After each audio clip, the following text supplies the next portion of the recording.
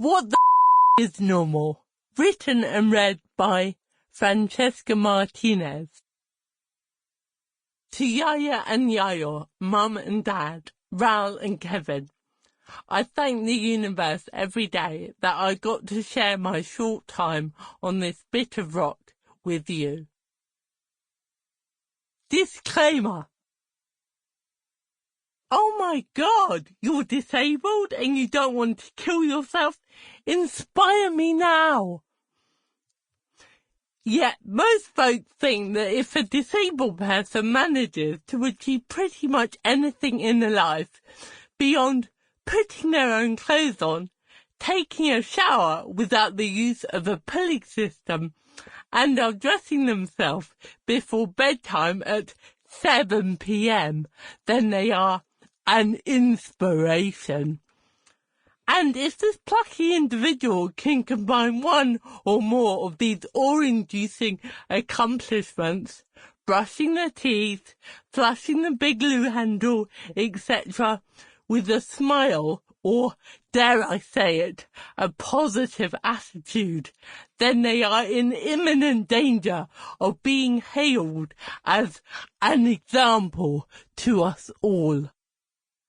With that in mind, it's always with some trepidation that I tell people that, as well as being disabled, I'm a comedian, because then they really start to flip out.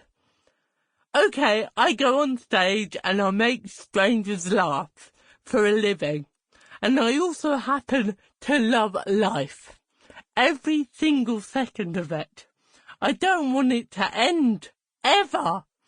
I feel so incredibly lucky to inhabit a body and just be alive that almost every day I thank the universe that I am me and not, say, a sock or a pot of hummus.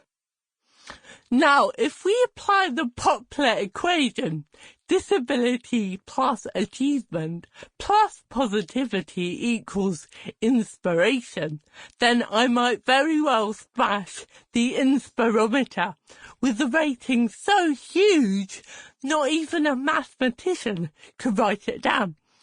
This prediction is not based on arrogance, but on the received wisdom that stand-up comedians are people of astounding courage. Add to that the idea of a disabled girl and boom, it's obscenely inspirational. Alas, in my case, I have to admit from the outset that these results are highly misleading. So I advise you not to start thinking of me as motivational porn. Don't suddenly throw your headphones on the floor and, buoyed by the thought of my courage as I wobble onto a stage to be greeted by a sea of hostile faces, go rushing off to arrange your first bungee jump. Because the truth is, I'm small potatoes. And also because bungee jumping is stupid and dangerous. You see, that's how uninspiring I really am. Bungee jumping terrifies me, big time. The only way I would consider dangling off a bridge with an elastic rope tied to my ankles is if someone I loved would be killed if I didn't. And I really have to love them. And they couldn't be over 80. I'm also terrified by thunder, lightning, big dogs, anything more than a poodle, and even they can be scary fuckers.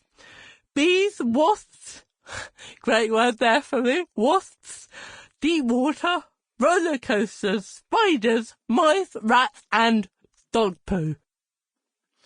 Oh, and I sleep a lot. Which means that any inspiring I might accidentally pull off would have to take place during those few hours when I am not snoring or drooling. So factor in 12 hours of sleep, plus time needed for washing, sitting on the loo, and using Facebook and Twitter, and that leaves about 3.5 hours for activities that could potentially inspire. Which is pretty poor, frankly. Sample complete. Ready to continue?